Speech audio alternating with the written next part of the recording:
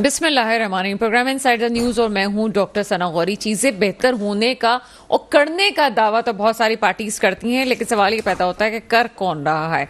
बहुत से ऐसे रहनुमा जो वाकई ही चाहते हैं कि बेहतरी हो, और बेहतरी की जब बात मैं करती हूँ हमेशा से ही कराची की बात करती हूँ। कराची वो शहर जो कि पाकिस्तान को, सिंध को 97% रेवेन्यू देता है, जबकि पूरे पाकिस्तान में भी एक बड़ा हिस्सा रेवेन्यू का कराची जनरेट करता है। उसके बावजूद इस कराची को खंडर बना दिया गया है। बहुत सारे ऐसे रहनुमा हैं जो कि बात करते हैं और चीजों को बेहतर करना चाहते हैं, लेकिन उसके साथ ही साथ उनका साथ कौन देगा। जब नए नाम होते हैं तो ये कहा जाता है कि भाई पार्टी साथ होगी तभी वोट दिया जाएगा। स्पेशली कराची की अगर मैं सियासत की बात करूं तो कराची की सियासत में ये बात समझने की जरूरत है कि यहां का जो लोकल शख्स होगा वही कराची के मसाइल को समझेगा। वो उसी को ही पता होगा कि मुझे अपने शहर के, अपने इलाके के मसाइल को कैसे ठीक करना है। कराची वालों को एक ही पैगाम है कि उन लोगों को वोट दें जो वहाँ के मकामी हों और आपके मसाइल को जान सकें। ऐसे ही कुछ अफराद मेरे साथ मौजूद हैं और मुख्तलिफ कराची के हलकों का जिक्र भी मैं करती चलूँ। मैंने प्रोग्राम में आपको बताया, एक हफ्ते से हमारा एक सिलसिला है कि हम कराची के ऊपर ख़ास तौर पर बात करेंगे। एक चंक हमारा कराची सिंध की सियासत ज़रूर होगा, ताकि अवेयरनेस का काम जितना हम मीडिया के थ्रू कर सकते हैं उतना करें। मेरे साथ इस वक्त मौजूद हैं अशरफ जब्बार कुरैशी साहब। सर, प्रोग्राम में आपको वेलकम करते हैं। ठीक है जनाब, चीज़ें उसी तरह से चल रही हैं और कुछ देर में हमें ज्वाइन कर लेंगे अशरफ जब्बार कुरैशी साहब, लेकिन इस वक्त स्टूडियो में मैं वेलकम करूंगी उबैद शाह साहब को। उबैद शाह साहब, प्रोग्राम में आपको वेलकम करते हैं। उबैद शाह साहब, चीज़ें अपनी तौर से हो रही हैं, तमाम लोग नारे लगा रहे हैं, लेकिन जिस तरह से हमने कराची की सियासत की बात की, स्पेशली कराची को इग्नोर किया जाता है। वोट भी यहाँ से लिया जाता है, रेवेन्यू भी यहाँ से लिया जाता है, लेकिन कराची में इग्नोर होता हुआ नजर आता है। आप क्या समझते हैं कि थोड़ी देर पहले जो, जैसे मैंने इंट्रोडक्टरी पार्ट में कहा कि आज़ाद उम्मीदवार पे किस हद तक भरोसा किया जा सकता है? देखिए डॉक्टर साहब, आप कराची का रोना, आप भी बहुत प्रोग्राम्स में रो चुके हैं, मैं भी रो चुका हूँ, कोई नई बात तो है नहीं। सुनने वाले भी कहते हैं शायद इनके पास कोई नया कंटेंट नहीं है, लेकिन क्या करें, मसले हल ही नहीं होते, झुके तो ही हैं। बल्कि जैसे जैसे दिन गुजरते हैं सूरत हाल और ख़राब होती चली जाती है। कराची की किसी भी सड़क पर आप निकल जाएं, आपको ब्लड प्रेशर जो है ना 1-2 घंटे में वो 200 के करीब चला जाएगा। बाकी इस पर हम बात करते रहते हैं। अभी आपने जो पूछा सवाल, आपका सवाल आज़ाद उम्मीदवारों पे कितना भरोसा किया जा सकता है?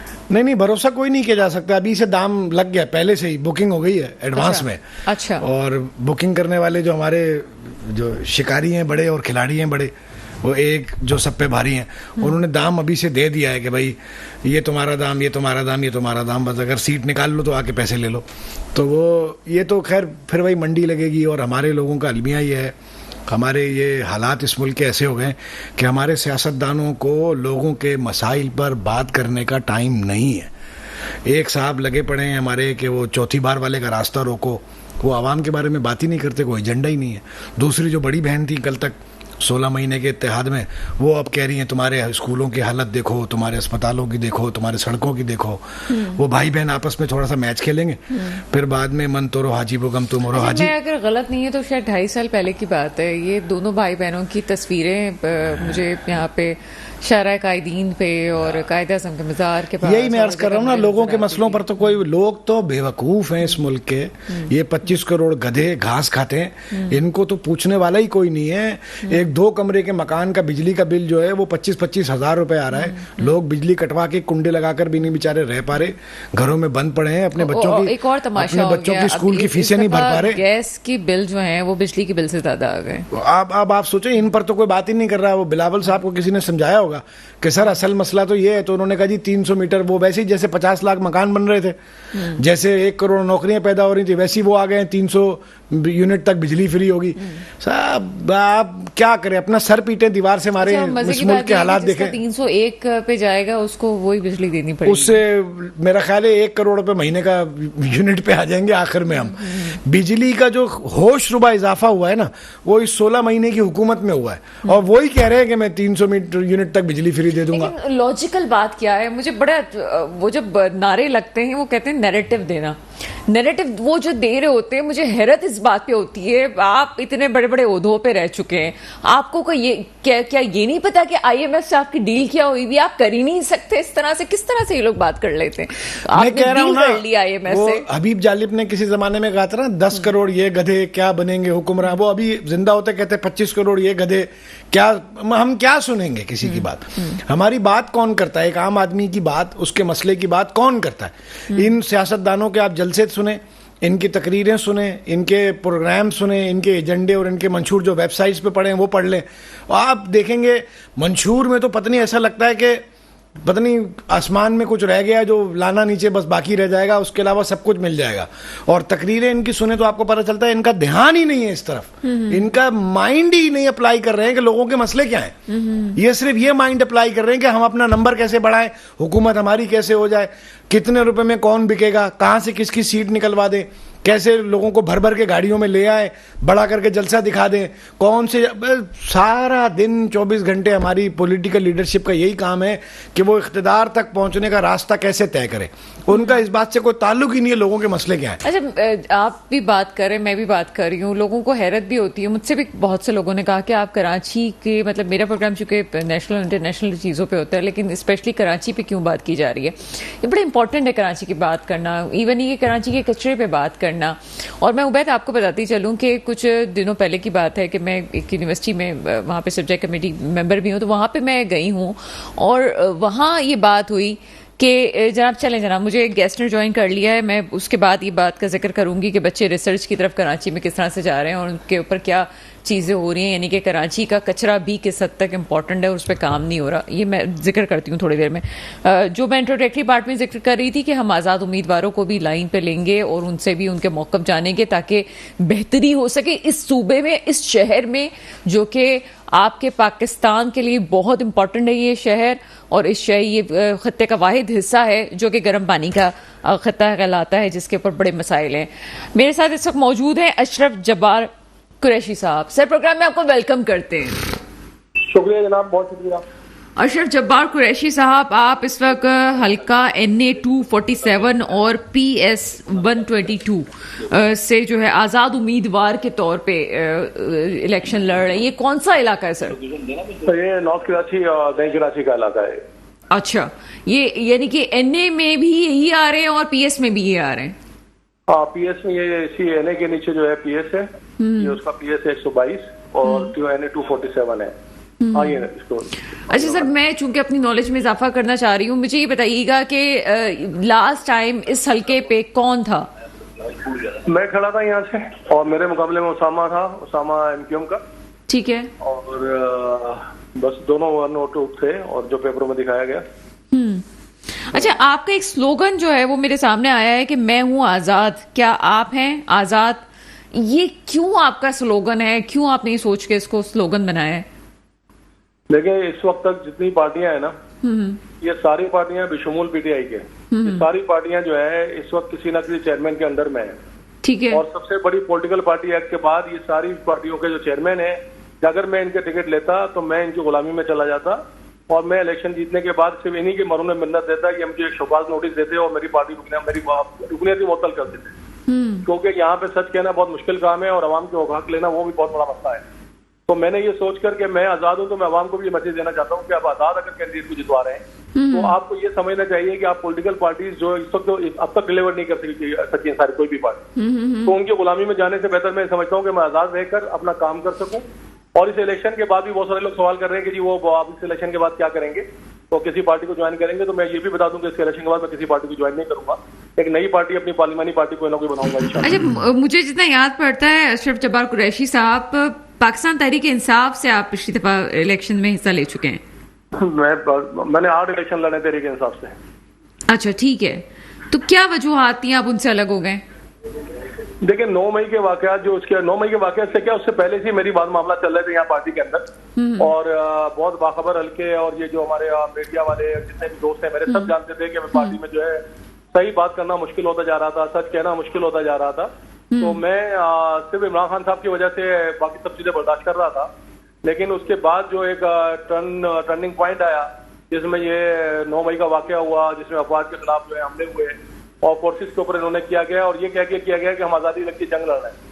तो वो इस बात से ना मैं पहले मुतफिक था और ना इसके बाद था, क्योंकि इमरान खान साहब की जब हमने पार्टी जो है बनाई थी, हम लोगों ने हमने पार्टी बनाई थी। मैं आपको बता दूं कि मैं फाउंडर हूं, और मैं इस तरह का फाउंडर नहीं हूं कि मैंने पीटीआई बनने के बाद ज्वाइन कर ली और मैं फाउंडर मेंबर के आने लगा। मैं शौकत खाना में था, वहां हमने सोचा कि एक पार्टी बनानी चाहिए जो इस माशरे में अमन कायम कर सके, करप्शन खत्म कर सके, और 3 पॉलिटिकल पार्टी को दरमियान में कोई नई पार्टी बनाए। तो उसके लिए ये पार्टी बनाई गई थी।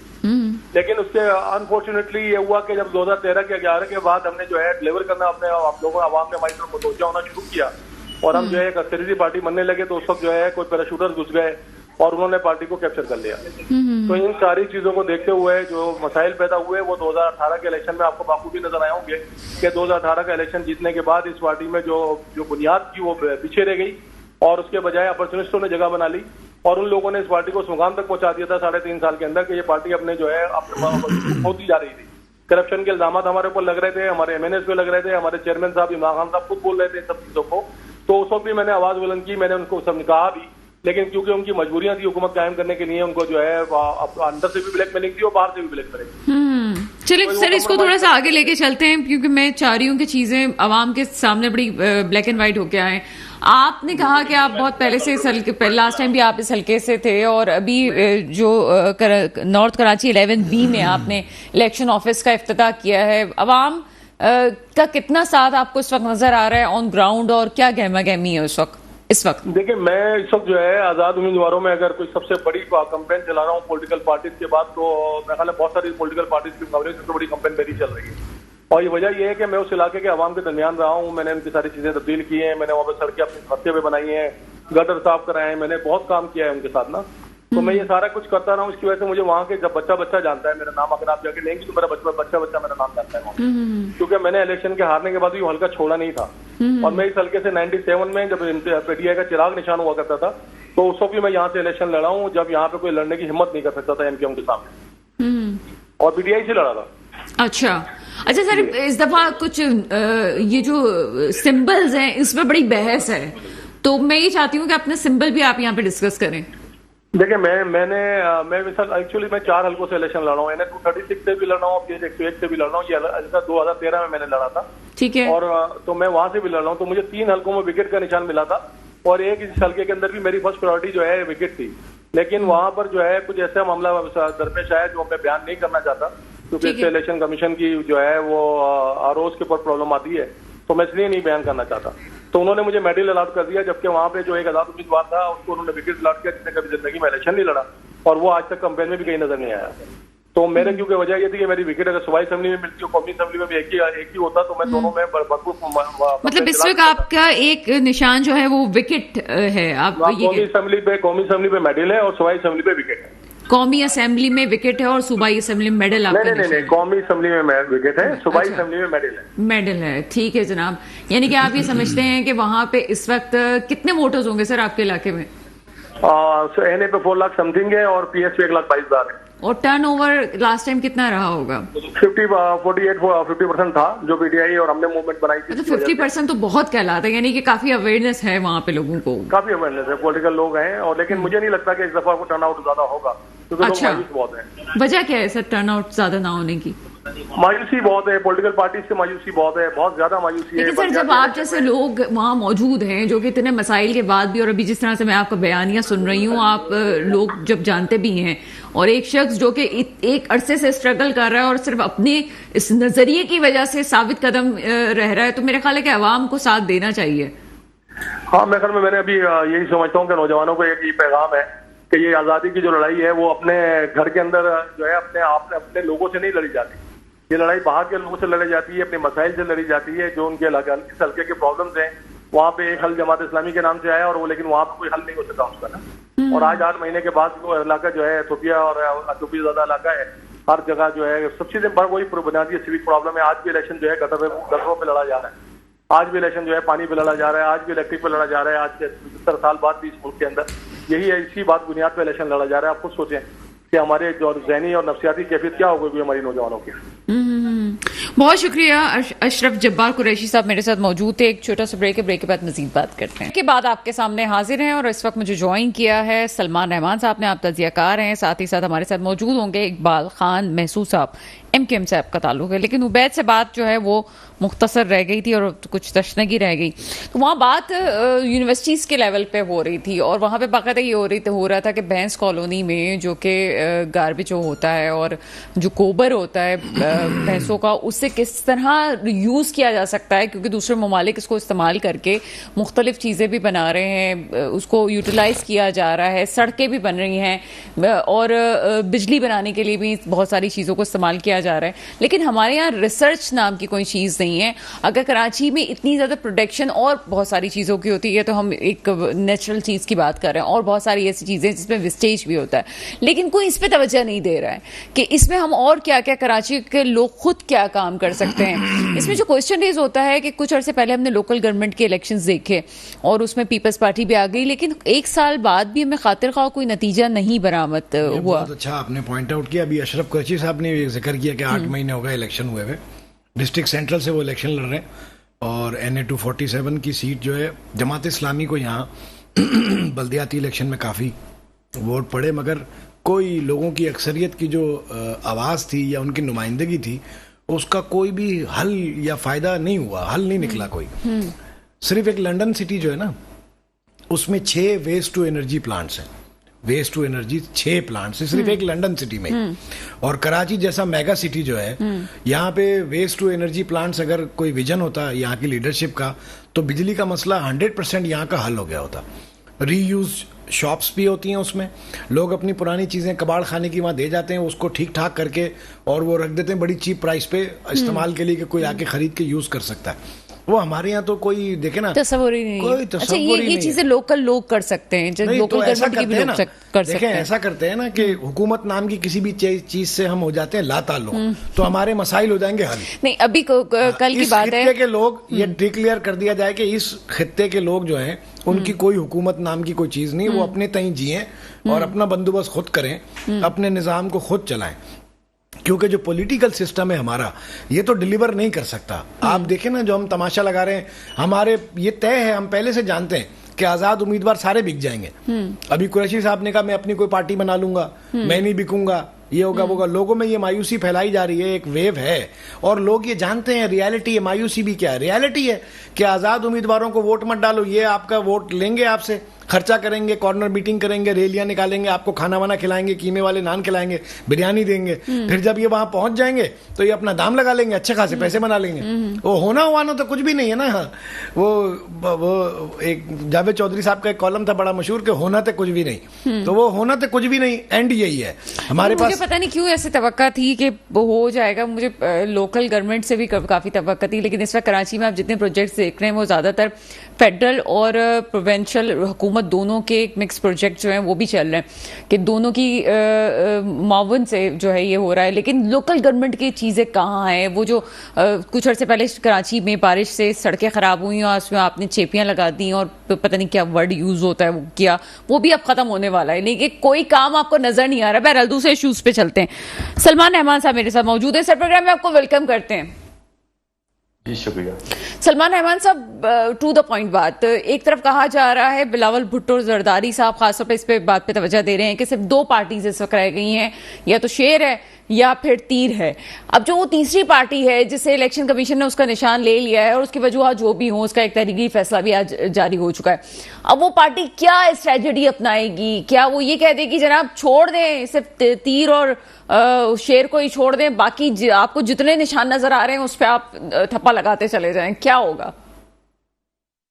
देखें डॉक्टर साहब, 2-3 चीजें हैं जो आने वाले 2 हफ्ते में होंगी। अभी जैसा आपने देखा है कि पीटीआई से इलेक्शन सिंबल ले लिया गया, उसके बाद अब जो होने जा रहा है वो ये ऐसा नजर आ रहा है कि जो अकबर एस बाबर साहब हैं उन्होंने आज एक इजलास बुलाया था और आने वाले दिनों में वो पीटीआई का इलेक्शन कंडक्ट करने जा रहे हैं। उन्होंने इलेक्शन कमीशन बना दिया है। इसका मतलब ये है कि आने वाले दिनों में ये पीटीआई जो इलेक्शन कमीशन के अंदर रजिस्टर्ड है, इसके चेयरमैन अकबर एस बाबर साहब बन जाएंगे अगले 1 हफ्ते के अंदर।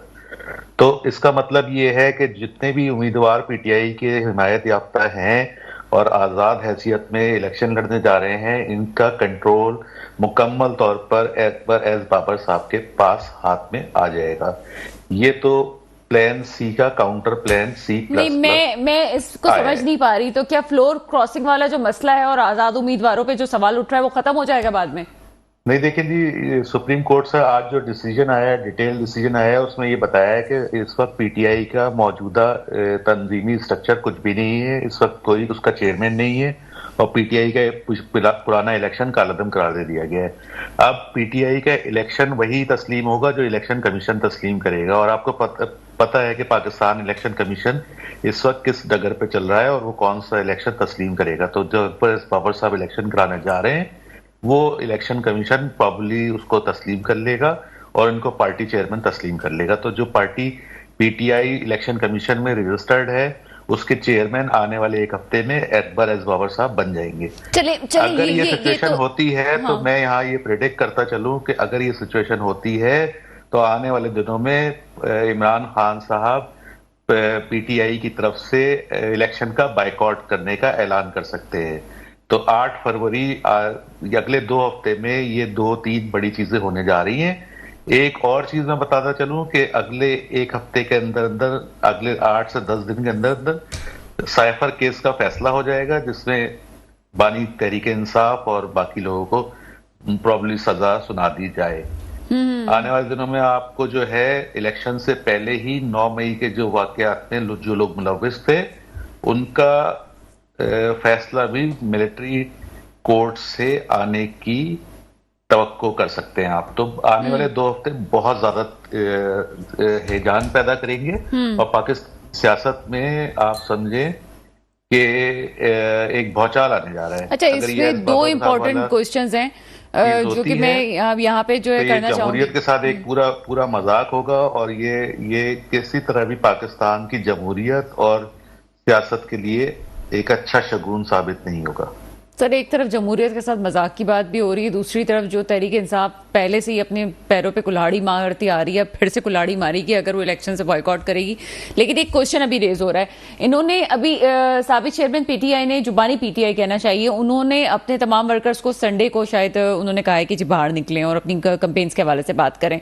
कुछ लोग उनमें ऐसे भी हैं जो कि जलसे जुलूस करने की अगर इजाजत मांगते हैं बाकायदा तौर पर, तो वो रूपोश हुए हैं, वो सामने नहीं आ रहे, उनको अपनी गिरफ्तारी का भी खतरा है क्योंकि 9 मई वाले केसेस में भी बहुत सारे लोग ऐसे हैं जो कि मतलूब हैं या सरे फहरिस्त हैं, किसी भी तरह केस बनाए भी जा सकता है उनके खिलाफ।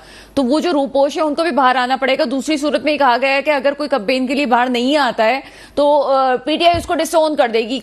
क्या समझते हैं इस फैसले को? ठीक है ये मतलब पीटीआई की तरफ से आपको लगता है कि ये बड़ा अच्छा फैसला है और इसको दानिशवराना फैसला कहा जा सकता है? देखिए डॉक्टर साहबा, कभी भी तहरीकें जो है ना वो इजाजत लेके नहीं चलाई जाती और कभी भी तहरीकों में जलसों की तो इजाजत लेनी पड़ती है। आपको पता है कि पाकिस्तान में सिक्योरिटी थ्रेट मौजूद हैं। नहीं जी, जब सिचुएशन इस तरह की हो कि तो इस तरह से इजाजत लेके तहरीकें नहीं चलती हैं। तहरीकों के लिए आपको बाहर निकलना पड़ता है। पीटीआई ने अपना खुद ही नारा लगाया था कि खौफ के बुत तोड़े हैं और जेल भरें तहरीक चलाई थी। आज वही रहनुमा पीटीआई के जो सेकंड टियर लीडरशिप है सारी की सारी रिपोर्ट है। तो ऐसे छुप के डर के तहरीकें ना चलती है, ना आप इलेक्शन जीत सकते हैं, ना आप क्या कहते हैं अवाम में अपनी जो मकबूलियत है उसको इनके वोट में तब्दील कर सकते हैं। तो जब तक ये अपने खौफ के बुत तोड़ेंगे नहीं, अपने देखें पीटीआई की लीडरशिप की मसला ये है कि उनका खौफ के बुत पे ही बात को कंटिन्यू करते हैं। हाथी के दांत खाने के और हैं, दिखाने के और हैं। कहते कुछ है, करते कुछ है। कहते हैं अवाम को कि आप जी सड़कों पे आ जाइए, मुजाहरा कीजिए, लेकिन खुद छुपे बैठे रहते हैं। सर इसकी मिसाल तो यहाँ पे ये नजर आती है ना कि इस वक्त जो शाह महमूद कुरैशी साहब हैं उनकी दोनों बच्चे अभी उनकी साहजादी तो नजर आ रही हैं जो अपने भाई का भी के भी हलकों को देख रही हैं, उनकी भी कैंपेन चला रही है। जैन कुरैशी साहब हमें ग्राउंड पे नजर नहीं आ रहे, ऑन ग्राउंड कहाँ पे हैं वो नहीं नजर आ रहे। शाह महमूद कुरैशी साहब के बेटे बेटी इलेक्शन लड़ रहे हैं, ईमान ताहिर सादिक इलेक्शन लड़ रहे हैं, मतलब मेजर ताहिर सादिक इलेक्शन लड़ रहे हैं। तो जो डायनेस्टी पॉलिटिक्स की मुखालिफ होती थी पीटीआई में इस वक्त सारे जितने इलेक्शन है वो जो लोग कॉन्टेस्ट कर रहे हैं इलेक्शन वो तो डायनेस्टी पॉलिटिक्स को जिंदा कर रहे हैं। हमाद अजहर के वालिद साहब इलेक्शन लड़ रहे हैं, अगर हमाद अजहर नहीं है तो उनके वालिद साहब इलेक्शन लड़ रहे हैं। तो बेशुमार हल्के ऐसे हैं जहां पे आप चले जाएं तो पीटीआई के पास बड़ा सुनहरी मौका था कि अच्छे उम्मीदवार सामने लेके आते, लेकिन आज कोई उम्मीदवार आपको ऐसा नहीं मिलेगा जो पीटीआई के नजरियाती कारकुन हो। और पीटीआई अभी अशरफ जब्बार कुरैशी साहब पीटीआई के जो है बानी रहनुमाओं में से एक हैं, लेकिन इनको जो है पीटीआई ने गवारा नहीं किया कि इनको टिकट देते। तो आप देखें कि पाकिस्तान में मसला सारा पॉलिटिकल पार्टीज का एक ही है कि मीठा मीठा हप हप कड़वा कड़वा थूथू। पाकिस्तान में कोई पॉलिटिकल पार्टी जो है वो रियल रिफॉर्म की तरफ आना ही नहीं चाहती है, वर्कर क्लास को कोई टिकट देना ही नहीं चाहती। अभी भी पाकिस्तान तहरीक इंसाफ ने जो टिकट इशू किए हैं वो सारे पैराशूटर्स को टिकट इशू किए, तो इनसे आप कैसे तवक्को कर सकती हैं कि आने वाले दिनों में टिकट जीतकर जो पीटीआई को या इमरान खान के हक में वफादार रहेंगे या उनसे ये होगा यही जब ये आपको पता है कि आप इस वक्त जो कराची शहर में जिस तरह की आवाजें चली हैं कि टिकट के कितने कितने पैसे लोगों ने दिए हैं, तो जो लोग इस तरह से आएंगे तो वो इसी तरह से फिर जाएंगे भी। अगर वो इलेक्शन जीत जाते हैं तो ठीक फिर जाहिर सी बात है मंडी में जो है दूसरी पार्टियां बैठी हुई हैं वो उनकी उससे ज्यादा कीमत लगाएंगी और उनको ले जाएंगी। लेकिन सर देखिए अभी जो आपने अकबर एस बाबर वाले पूरी बात का जिक्र किया, एक तरफ तो दोनों पार्टीज मुझे लगता है स्पेशली जो है वो जितना भी कोई मुझे कहते हैं कि नून लीग की मकबूलियत पंजाब में, लेकिन नून लीग अभी भी 7 सीटों की एडजस्टमेंट कर चुकी है पंजाब में, और फिर सिंध में भी वो जो है वो एक तहाद के ऊपर चल रही है। अपनी अपनी जगह पे एक मैसूर हुई हुई पार्टीज हैं, जरूरत है इनको आजाद उम्मीदवारों की। उसमें अगर सभी नजरे गाड़े बैठे हुए वही वाली आजाद निशानों से लड़ने वालों पे जो कि पीटीआई का हिस्सा हैं, अगर ये पीटीआई का वजूद बाद में भी पार्टी की हैसियत से जैसे आप बता रहे हैं प्रेडिक्शंस दे रहे हैं और कह रहे हैं उसकी तैयारियां शुरू हो गई हैं, तो आगे असेंबली में जाके क्या फ्लोर क्रॉसिंग पे तो वो नहीं आएंगे जो हमने अभी पंजाब में देखा है कि फ्लोर क्रॉसिंग पे पूरा कानून हुआ और उस पर बात की गई है। तो पीटीआई किस तरह से ये शो करेगी कि ये तो मेरा उम्मीदवार है और इसको जाया किया जाए अगर ये किसी और पार्टी का हिस्सा बनता है तो? नहीं जी, नहीं कर सकती। बिल्कुल आजाद उम्मीदवार की हैसियत से जो भी असेंबली में जाएगा वो अगले 3 दिन उसके पास रास्ता होता है कि 3 दिन के अंदर अंदर वो जिस पार्टी को चाहे ज्वाइन कर सकता है। अभी अशरफ जब्बार कुरैशी साहब ने बताया कि जी वो कोई पार्टी ज्वाइन नहीं करेंगे और अपनी पार्टी बनाएंगे, लेकिन उनको कोई पार्टी ज्वाइन करनी पड़ेगी अगर उन्होंने अपने हल्के के लिए काम करना है। अगर तकरीर करने के लिए वो इलेक्शन लड़ रहे हैं और वो ये कह रहे हैं कि मुझे वोट दो ताकि मैं तकरीर करूं और काम कोई ना हो हल्के में, तो इस तरह से तो काम होगा नहीं। तो लिहाजा उनको कोई ना कोई पॉलिटिकल पार्टी ज्वाइन करनी पड़ेगी। इसी तरह तमाम आजाद उम्मीदवारों को कोई ना कोई पॉलिटिकल पार्टी ज्वाइन करनी पड़ेगी। और अगर ये आजाद उम्मीदवार पीटीआई बाइकआउट नहीं करती या आजाद उम्मीदवार जीत जाते हैं पीटीआई की हिमायत से, तो इनका कंट्रोल अकबर एस बाबर साहब के पास चला जाएगा, जो आने वाले दिनों में हुकूमत बनाने में नून लीग या पीपल्स पार्टी दोनों में से जिसकी भी हुकूमत बनने जा रही होगी उसकी मदद करेंगे। तो पाकिस्तान में जो पॉलिटिकल सिनेरियो है बहुत तेजी से तब्दील हो रहा है। और आप देखिएगा कि मेरा अपना जाती ख्याल ये है कि पीटीआई मतलब जो बानी तहरीक इंसाफ की पीटीआई है, बानी तहरीक इंसाफ हो सकता है अगले 1-1.5 हफ्ते के अंदर इलेक्शन के बाइकआउट का ऐलान कर दें और उसके अलावा उनके पास कोई रास्ता बचेगा नहीं, क्योंकि वो अपने उम्मीदवार जो है वो जिता के थाली में रख के तो नहीं दे सकते। लेकिन सर मुझे ताकतवर हल्कों से, मैं चले उबैद की तरफ आती हूँ इस बात पे। उबैद सारी गुफ्तगू आपने सुनी है, मुझे ताकतवर हल्कों से यही तो शिकायत है, किसी को सियासी शहीद होने क्यों देते हैं? पहले भी सियासी शहीद करवाया था हुकूमत लेके, अभी भी सियासी शहीद होने का मौका दिया जा रहा है। लड़ने दे, आने दे मैदान में, पता चलेगा कौन कितने पानी में। ये तो हमारी जो पॉलिटिकल लीडरशिप है वो बारी बारी एक के बाद एक के खिलाफ इस्तेमाल करने के लिए अपना कंधा देती रहती है, तो सियासी शहीद भी मिलते ही रहते हैं। ये जो इन्होंने बात की हमारे दोस्त ने कि 3 दिन में उन्हें कोई पॉलिटिकल पार्टी ज्वाइन करनी होगी, ये जो रूल 94 है ना इलेक्शन रूल्स का, ये पीटीआई के दौर में अमेंडमेंट लाई गई कि सिर्फ उसी आजाद उम्मीदवार उसी जमात को ज्वाइन करेगा जिसे इलेक्शंस के लिए कोई सिंबल अलॉट किया गया हो। यानी आजाद उम्मीदवार जो जीतेगा या तो वो आईपीपी में जाएगा, या वो नून लीग में जाएगा, या वो पीपल्स पार्टी में जाएगा, या जमीयत उलमा इस्लाम में जाएगा। यानी क्लीन शेव नौजवान जो होंगे अगर वो जीत गए तो वो कोई जगह नहीं मिलेगी तो मौलाना फजलुर रहमान की पार्टी में चले जाएंगे। जाना उनको किसी ऐसी पार्टी में ही होगा जिसे सिंबल अलॉट किया गया। वो पीटीआई नहीं कह सकते खुद को। ये वही बात हो गई कि एक और कुल्हाड़ी अपने से पैर में देखें ना, मारी इन्होंने थी की थी अमेंडमेंट, पीटीआई ने की थी ये। तो अब ये फौज पे जो तनकीद करेगा उसे 25 साल की सजा होगी, ये भी इन्होंने ही की थी तरमीम, पीटीआई ने की थी।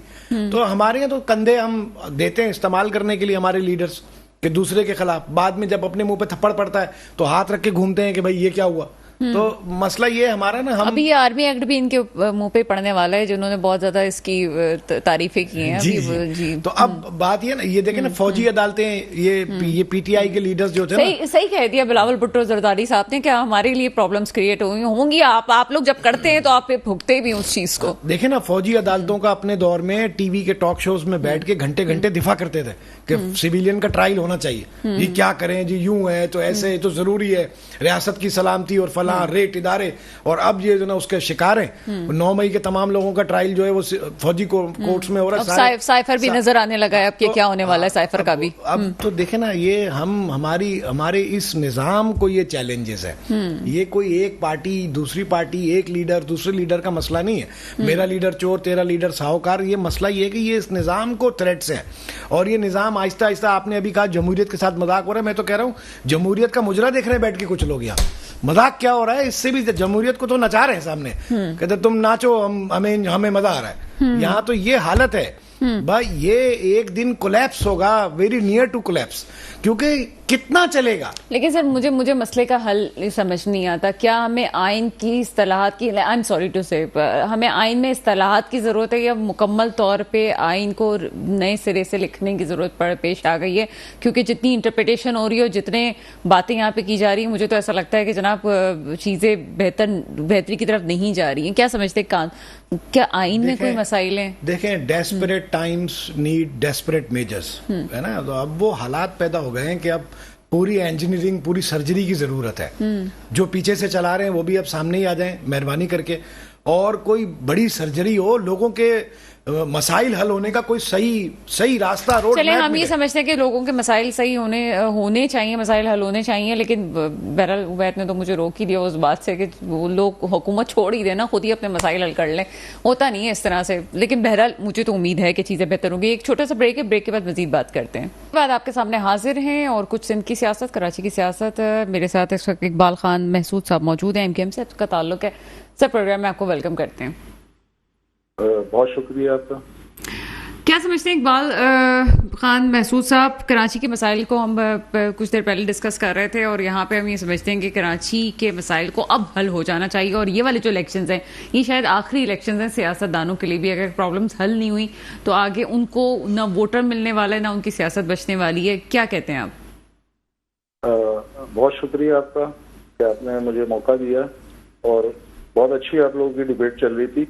अच्छा, ये देखें, कराची का जो ये मसला है ना, ये कोई आज का नहीं है, पूरे पाकिस्तान का ये इशू है। लेकिन आप स्पेशल कराची पे बात कर रही हैं, तो ये जितने भी मसाइल हैं ये तकरीबन पॉलिटिशियंस के ही क्रिएट करता है।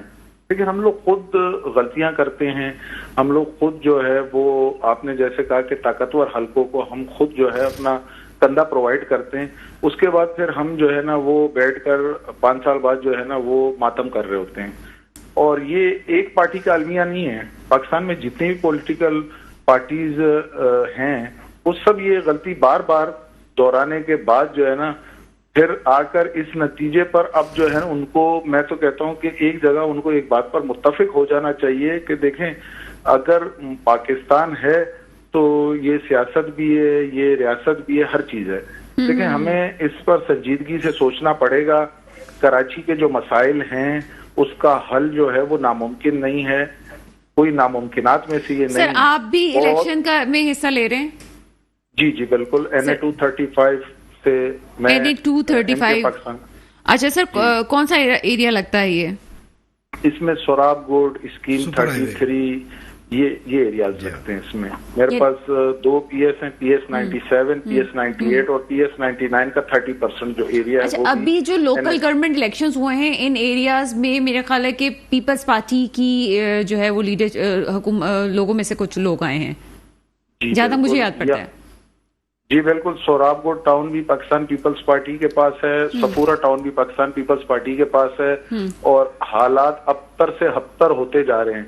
यहाँ ना पानी है, ना बिजली है, ना गैस है, मसाइल के अंबार लगे हुए हैं, कचरे के ढेर हैं, यहाँ पर ना सेवरेज का कोई निजाम है, गटरों पे ढक्कन नहीं मौजूद नहीं है, स्ट्रीट लाइट्स नहीं है, चोरियां डकैतियां आम है, मंशियात के पूरे यहाँ पर रैकेट चल रहे हैं, और पाकिस्तान पीपल्स पार्टी ख्वाब गफलत में मसरूफ है। वो पैसा कमाने में लगे हुए हैं, वो इलेक्शन जीतना नहीं, वो इलेक्शन खरीदना चाहते हैं। अच्छा सर, इससे पहले अलीम आदिल शेख थे यहाँ पे? जी बिल्कुल, अलीम आदिल शेख थे यहाँ, पीएस पे वो अलीम आदिल शेख थे यहाँ से। यानी कि आप समझते हैं कि ना अलीम आदिल शेख साहब ये मसला पीटीआई से हल कर सके, ना जो है वो अभी तक पीपल्स पार्टी इन चीजों को 8 महीने में हल कर सकी, लेकिन आप ये समझते हैं कि आप इन चीजों पे काबू पा सकते हैं एमक्यूएम के हैसियत से? देखिए, कराची ने जब भी तरक्की की है तो हमेशा वो एमक्यूएम के दौर में ही तरक्की हुई है कराची की ना। अलीम आदिल शेख की जहां तक आपने बात की, तो पीटीआई के तो ग्रास रूट ही मौजूद नहीं था। अलीम आदिल शेख साहब मुश्किल 5 सालों में वो उन्होंने 15 से 20 यहाँ विजिट किए होंगे एक मेहमान की हैसियत से। उन्होंने कभी इस हल्के को ओन ही नहीं किया। सर, हल्के को ओन नहीं किया, लेकिन उससे आगे की तमाम जमीनें उनके पास है, वो कैसे चली गई? सर गए तो होंगे अपनी जमीनों पे देखने के लिए, उसके लिए तो तकरीबन पूरा दिन दरकार है। जी हाँ, वो इसी तरह वो हल्के को बाईपास करते हुए अपनी जमीनों का ही उन्होंने ज्यादातर ख्याल रखा है। और बाकी आपने जहां पाकिस्तान पीपल्स पार्टी की बात की है, तो 15 सालों में 22,000 अरब रुपए खर्च करने के बावजूद सूबा सिंध की हालत आपके सामने है। यहाँ कोई एक ऐसा सरकारी हॉस्पिटल नहीं है जहां आप अपने बच्चे का इलाज करवा सके। कोई एक मुझे आप सरकारी स्कूल दिखा दें। पूरे सिंध में 48,000 स्कूल जो हैं वो कागजों में मौजूद हैं, सही है, लेकिन उसमें से 23-24 हजार स्कूल जो हैं वो गोस्ट स्कूल। अच्छा, इकबाल खान महसूद साहब, मैं असल में चाहती हूँ कि ये जो हमारे इलेक्शंस जैसे जैसे करीब आते जा रहे हैं, हम बड़े फोकस पे छोड़ के छोटे चीजों को हम ज्यादा फोकस करें, ताकि वहां की जो आम लोकल लोकेलिटी है, आवाम है, उनके मसाइल को एड्रेस किया जा सके। आपका जो एरिया है सर, ये काफी मुश्किल एरिया है, मुख्तलिफ जुबानों के वहां पे लोग रहते हैं। आपको नहीं लगता कि इस वजह से भी मसाइल को हल करना मुश्किल होता है? नहीं, मसाइल तो देखिए यहाँ पर कभी ये एक मेरे हल्के की स्पेसिफिक मैं बात नहीं करता हूँ। कराची के जो मजाफाती जितने भी इलाके हैं उन सब का यही हाल है, वो आपके सामने है। कराची शहर में जितना भी क्राइम हो रहा है, तो ये ज्यादातर जो है उसका रीजन ये जो अनप्रॉपर जो कच्ची आबादियां हैं वो हैं। देखिए, 15 सालों में आपने 22,000 अरब रुपए खर्च कर किए, लेकिन आपने इन आबादियों को आपने लीज नहीं किया। आपने इन आबादियों में आपने सड़कें नहीं बनवाई, यहाँ आपने गैस नहीं दिया, बुनियादी जिंदगी की जरूरियात आपने नहीं दी, या इंफ्रास्ट्रक्चर नहीं है, या पानी नहीं है, या 12 से 18 घंटे लाइट नहीं है। आपने कोई एक पूरे सोराबकोट टाउन में एक पार्क मौजूद नहीं है, एक सरकारी हॉस्पिटल मौजूद, एक सरकारी हॉस्पिटल है, वो भी मुस्तफा कमाल साहब के दौर में जब वो सिटी मेयर थे तो उन्होंने ही वो बनवाया। उसके अलावा जो है वो रोड पर क्रॉसिंग का कोई इंतजाम नहीं है। हाईवे को रोजाना हजारों के हिसाब से लोग क्रॉस करते हैं और 2 से 3 हादसा जो है वो मामूल है। बात यह है कि हम तो बारहा कहने के बावजूद जो है ना, वो इनको होश के नाखून ये नहीं ले रहे हैं, ये समझने को तैयार नहीं है। मैं आपसे आखिरी सवाल पूछना चाहूंगी, इस हल्के में कितना वोटर है? इस हल्के में 1,57,000 वोटर है, रजिस्टर्ड वोटर। लेकिन यहाँ पर जो जाली वोट हैं वो भी जो है वो पूरी कराची में सबसे ज्यादा जाली वोट इसी हल्के में पाए जाते हैं। जो वोटर एग्जिस्ट ही नहीं करता, जो वोट ही नहीं है, वो अंदरूनी सिंध से लोगों को लाकर यहाँ पर जो है उनके वोट रजिस्टर कराए गए हैं, और वो जब वोटिंग होती है तो वो उनको वहां से बसों में भरकर लाया जाता है और यहाँ पर वोट कास्ट करवाया जाता है। 65% जो ये मेरी जो एनए है, ये एमक्यूएम पाकिस्तान से बिलोंग करती है, यहाँ की जो आबादी है। लेकिन यहाँ पर पीपल्स पार्टी आज तक पीपल्स पार्टी ये सीट कभी विन नहीं कर सकी। 2018 में पीटीआई थी, 2013 में भी एमक्यूएम ने ये यहाँ से इलेक्शन जीता, और 2008 में 7 में भी यहाँ से एमक्यूएम ने इलेक्शन जीता था। तो ये एमकेएम का हल्का है और इंशाल्लाह इसको एमकेएम ही बेहतर करेगी, क्योंकि स्कीम 33 चलिए सर, हमारी नेक तमन्नाएं आपके साथ हैं। बहुत शुक्रिया। हमारे साथ इकबाल खान महसूद साहब मौजूद थे। उबैद शाह साहब, जब मैं लोगों से बात करती हूँ, मैं स्पेसिफिकली किसी जमात की बात नहीं करती, अक्सर वो मतलब वही बात है कि जब तक हम छोटी चीज़ों को नहीं फोकस करेंगे, बड़ी बड़ी चीज़ों को कैसे ठीक कर सकते हैं। हम अपनी इलाकों को नहीं जानते, हम अपने लोगों के मसाइल को नहीं जानते, हम बात करते हैं कि चीज़ें बहुत बेहतर। मेरे ख्याल है कि वजह ही ये है ग्राउंड लेवल पे चीजें सही ना होने की। क्या समझते हैं आप? पहले तो मैं नेक ख्वाहिशात का इजहार करूंगा इकबाल साहब के लिए। इनका जो हलका है वहाँ पे ये खुद भी कराचीआइट नहीं है, और उस हल्के अच्छा। हाँ, जाहिर महसूद है, कराचीआइट तो नहीं है ना, लेकिन कराची के दुख पर बात कर रहे हैं। टिकट भी कराची मेरा हर हफ्ते वहां पे जाना होता है, बाय द वे मुझे पता है वहां के मसाइल क्या है। कराची की लोकल पार्टी से टिकट लिया है, और इनके हल्के में इनकी कम्युनिटी या इनकी पॉपुलेशन जो नॉन उर्दू स्पीकिंग है वो काफी है, ठीक है, स्कीम 33 में और सोराग बोर्ड पे। लेकिन एक जो है ना, एक बात जो बुनियादी फिलॉसफी से मुतजाद हो जाती है, वो मैं बार बार रिपीट भी कर चुका हूँ कई बार, कि एक एमएनए का या एक सूबाई असेंबली के रुकन का गटर के ढक्कन से, सड़क से, कचरे से क्या ताल्लुक बनता है।